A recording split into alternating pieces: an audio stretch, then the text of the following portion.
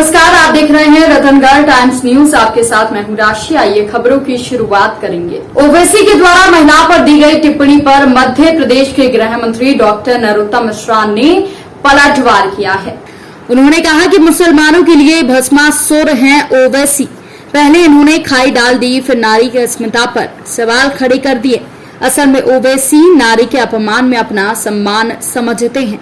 इशारों में ज्ञानवापी पर गृह मंत्री डॉक्टर नरोत्तम मिश्रा ने कहा कि मैं ओवैसी जी से सवाल पूछना चाहता हूं कि जब यहाँ के मुसलमानों का मुगलों से कोई संबंध नहीं था तो मुगलों के द्वारा मंदिर को तोड़कर बनाए गए स्मारकों पर क्यों हो हल्ला मचाते हो?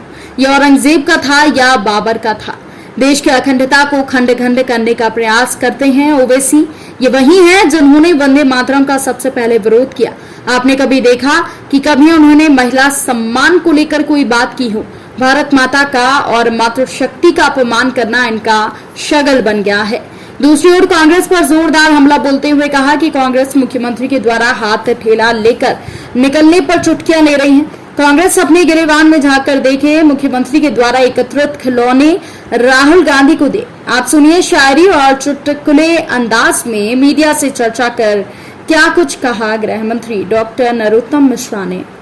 दरअसल मुसलमानों के भस्मासुर हैं ये ओवैसी।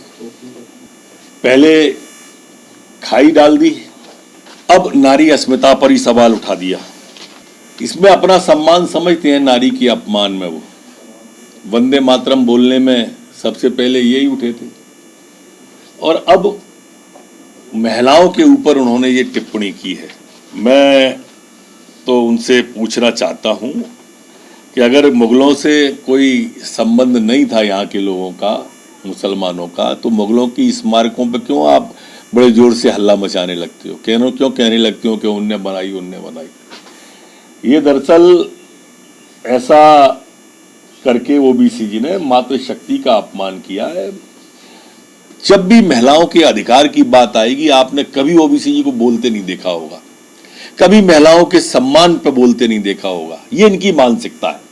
लेकिन महिलाओं के अपमान की, मातृशक्ति के अपमान की, मातृभूमि के अपमान का कोई अवसर ये ओवैसी नहीं छोड़ते। राहुल गांधी जी टिप्पणी करेंगे भी नहीं ऐसी चीजों पर। वो तो जहां जाते हैं, चुनाव के लिए जाते हैं, जनता को सिर्फ वोटर मानते हैं, इसलिए खामोश हैं। देश के अपमान की बात होती तो विदेश में जाके टिप्पणी कर देते। ये सब मेरे ख्याल से कपोल कल्पित बातें हैं। कहीं इस तरह की बात नहीं है समाचारों के अलावा। और जल और कुल को मिलने में कोई देर नहीं लगती है। हम पूरी तरह से मुट्ठी की तरह कसे हुए भारतीय जनता पार्टी में नड्डा जी के नेतृत्व में, बीडी शर्मा के नेतृत्व में आगे बढ़ रहे हैं। पिछले 24 घंटे में मध्य प्रदेश के अंदर 33 नए मामले कोरोना के संपूर्ण प्रदेश में आए हैं, जबकि 18 लोग ठीक होकर के अपने अपने घरों की ओर, गंतव्य की ओर गए हैं। एक्टिव केस मध्य प्रदेश में 289 वर्तमान में प्रचलन में है, जबकि सैंपल जो कल लिए गए वो 5509 सैंपल लिए गए हैं। वर्तमान में जो मध्य प्रदेश की संक्रमण दर है वो 0.60 है, जबकि रिकवरी की दर 98.7 स्थिर बनी हुई है। मध्य प्रदेश के अंदर कोई भी 24 घंटे में पुलिसकर्मी संक्रमित नहीं हुआ है। एक प्रकरण पुलिस का वर्तमान में एक्टिव कुल बचा है। जो वैक्सीनेशन कल हुई है संपूर्ण प्रदेश के अंदर वो 55,301 लोगों को वैक्सीन लगी है। अभी तक संपूर्ण मध्य प्रदेश में जो वैक्सीन लगी है वो 11,85,76,340 लोगों को वैक्सीन लगी है। जी, इस बुलेटिन में फिलहाल के लिए इतना ही। अपडेट्स के लिए आप बने रहिए हमारे साथ। नमस्कार। खबरों में बने रहने के लिए रतनगढ़ टाइम्स न्यूज को सब्सक्राइब करें और बेल आइकन को दबाना बिल्कुल ना भूलें, ताकि हर खबर की अपडेट आपको मिलती रहे।